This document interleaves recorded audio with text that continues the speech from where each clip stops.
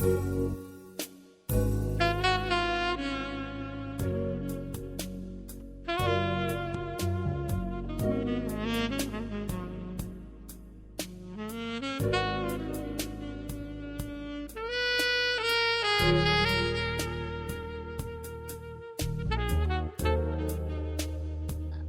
to another edition of Love Dangerously, coming to you live from Southwest Florida and Long Island, New York, with yours truly, New York Tony, and Mighty Dangerously. So we're here. We got another night, keeping it locked, keeping it real with us.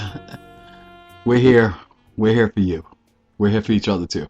We're here for you as well. I was about to say, woo, trying to bring myself together today. Well, I'm gonna say, So how's everybody doing? We're back with part 2 of what we started on our first show, Relationship Myths 2. So, where did we leave off, my dear? Oh, I don't know. I think it was just me being right about everything. I'm pretty sure that's not where we left off. We left off. Yeah, okay, and we're back to this again. So, let me really introduce her again. Yeah. Why do you always want to jump right into it? Well, I was just making everybody... You didn't even move me up yet. Well, I was just letting everybody know how it goes, I'm just saying. Nice. Yeah, Where do we leave off? Really? Well, I'm just saying, I always gotta let people know how I feel, I'm just saying. Okay. Alright, so now, back to where we were starting here.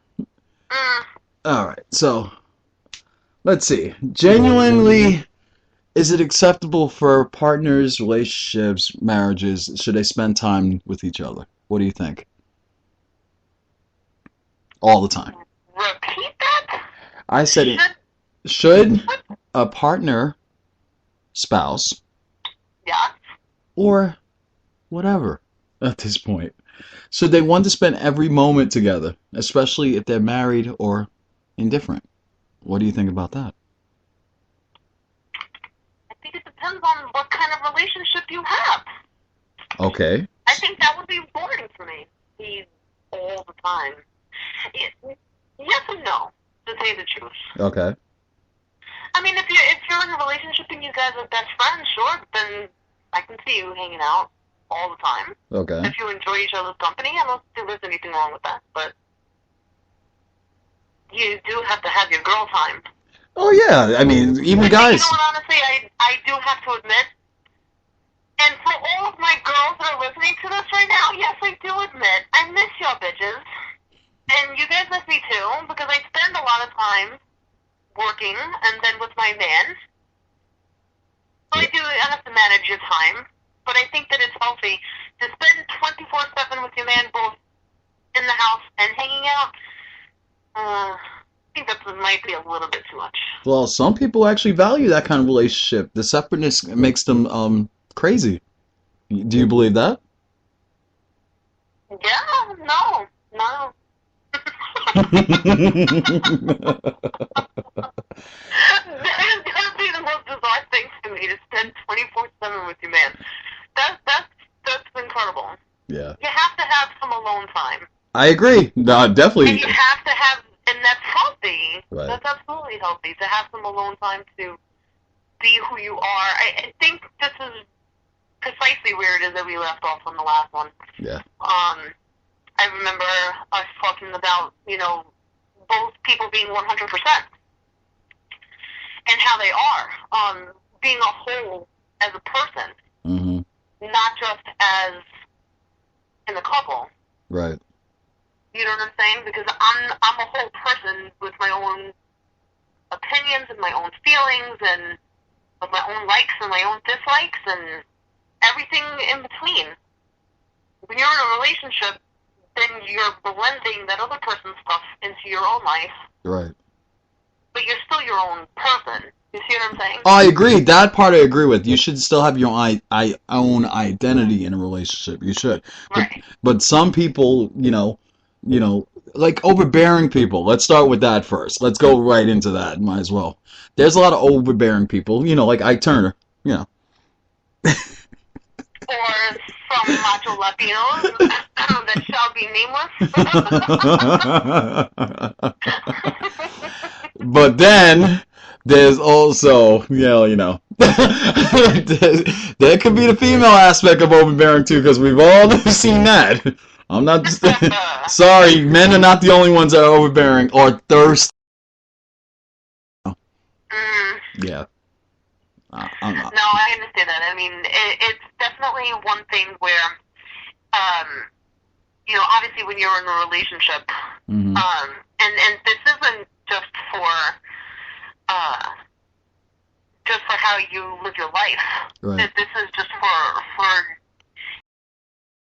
yourself, as well as for your relationship, and as well as the well-being of your partner. Because trust me, there are days I love my man to death and I want to squeeze him every single day. And sometimes I want to squeeze him harder than others. Oh, see, that's cute. Until his head pops off. Well, it's none of that cute shit on my show, please. None of that cute shit on the show, please. Please, so you don't even go to cute. Until his head fucking pops off. Oh, it's like that. I don't want to, like, squeeze him sometimes. But it is what it is. Right. I love him. That's good, though. So I'm looking right now. But he doesn't complete me because I'm already complete. Exactly. That is good. And I'm not looking for another mini-me. If that's what it is, ladies, if that's what it is that you're looking for a man to complete you and be your mini-me, you're barking up the wrong tree. You're not going to be happy. That tree that might have been pissed on a couple of times, I'm just saying. Oh, yeah. So as I'm reading right now, as we're continuing on with the show, I'm looking at a couple of things, and I see a couple of things that interest me right now that, I want, bring up during the show tonight. 15 ways to keep a relationship working. Ooh. Oh boy. Not everybody gonna agree with this. I'm just letting you know right now. I bet not. But I'm just saying, you know how that goes. So, number 1, love each other. Well, Number 2. why does it have to be number 1? I'm just saying. Why does it need to be on the list? Well, I'm just saying. Number 2, don't lie. Number 3, keep communication open. You know how hard it is to do that in a relationship? Extremely hard. Yeah, exactly. Number 4, stay with. That can mean anything to me. I don't know. I don't get that at all. Number 5, when you don't know what to stay with? Yeah, what would you use to stay with? That means to stay with that person. That's what you take. You would have to answer that question for yourself. That's a personal question. Yeah, true. That nobody can convince you or provide advice for. Right. Everything that you just mentioned so far, that's all common sense to me. Not everybody sees that way. Trust me. Of course not. All right. Because we're in this society that is,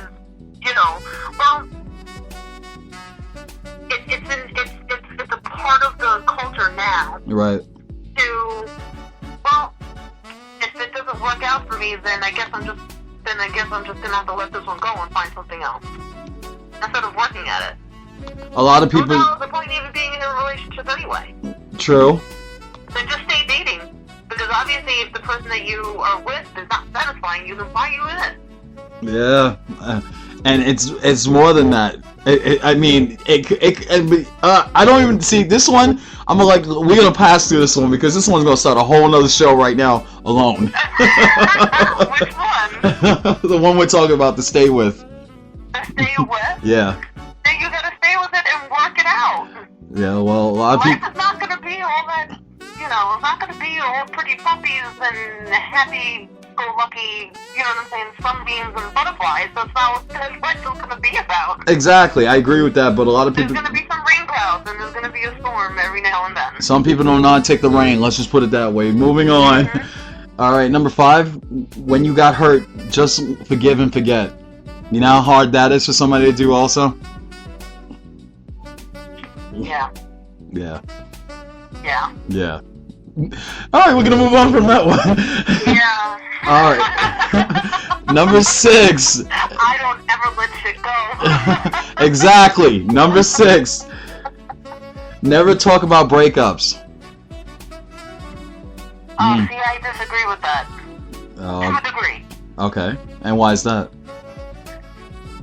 Because if you don't talk about it, especially to your new partner, right, there should be some type of healthy discussion as to what happened previously. Right. In the past relationship. Right. Because that's the part, those are the things that help you grow. Right. Because then you're also getting a different perspective. Right. From your partner as to what could have done, what could have happened, what their responsibility was. You know what I'm saying? Mm-hmm. And make it an easier transition to let it go. Right. You know what I'm saying? I agree. I believe that's healthy because that's you're reflecting and you're evaluating the things that could have gone wrong and some of the things that you also expect from your new partner. So, you know, a lot of it has to do, you know, when you're in a relationship, a lot of it is paying attention. Mm-hmm. Paying attention to not just the things that this person does, but what he doesn't do is also very important. Right. So discussing those things is only just going to make it a little bit better. Should you harp on it? No. Mm-hmm. Absolutely not. But I do think that that's a part of, a healthy part of communication. Well, one of our listeners in Long Island, her name is, we'll go with Tina M, just posted, can't just base it on sex like people do. What do you think of that? I agree. Totally agree. You cannot do that because sex and chemistry and sex is infatuation and all of that is very fleeting.